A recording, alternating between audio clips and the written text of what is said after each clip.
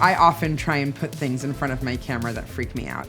For this photograph, I'm gonna be using a live snake.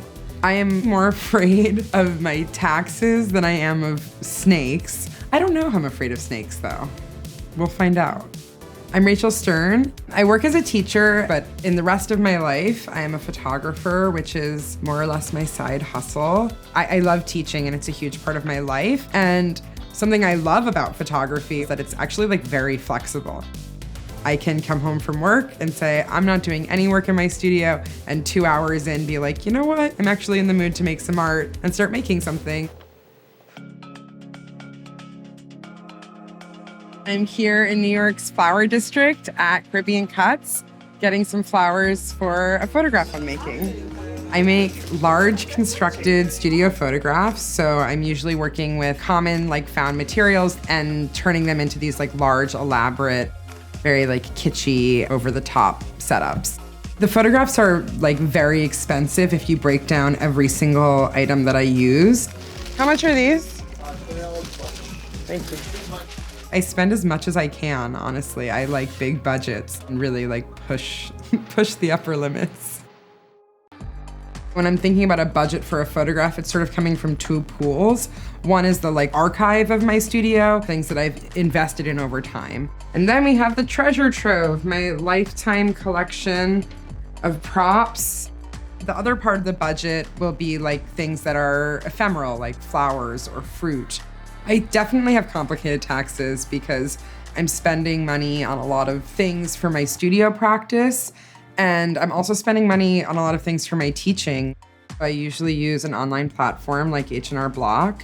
After each time of doing my taxes, that is the right time to start prepping for the next year's taxes and to learn what was complicated or confusing from this year and use that as a guide to change my behavior in the next year.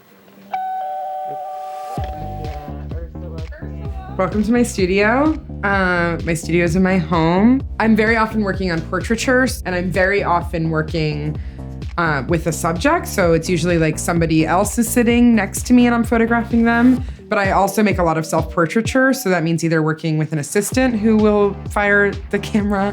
When I am making my photographs, I really think about it as making a photograph as opposed to taking a photograph out in the world, looking for something and recording it.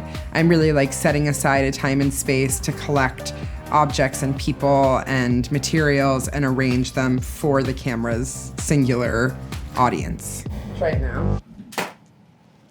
Okay. It is blocking a little bit. We could go up a couple inches. Up higher or into the frame more? You see how it's kind of, but it... Oh, because it's going to block the flame of that candle. Correct. Let me take a look. Or you could just swap the crystal and the candle. Zoom back out.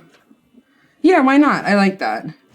So now I am getting into makeup, which is a very scary part because it involves your face. Is there anything I need to know? No, not really. Just hang out with this snake. Oh my God. So today I'm gonna be doing a self-portrait with a quotation. I'm gonna be using a live snake, which I'm very excited about. I think that snakes are a beautiful, powerful symbol. And one of the things that I am thinking about in this project is the way that text, a letter is a symbol. And I also like the idea of something that can strike fear as much as it can strike awe in someone. I feel good. Take a photo now. He doesn't bite, so don't worry. I'm very worried. Serious face, serious face. There was a good one in there. There we go. Genuinely, I never thought that I would be able to be comfortable with a snake like this. All right, Bumblebee, I got over my fear of you. So maybe this year I can also get over my fear of doing my taxes. I think he's in love with you. We're in love with each other.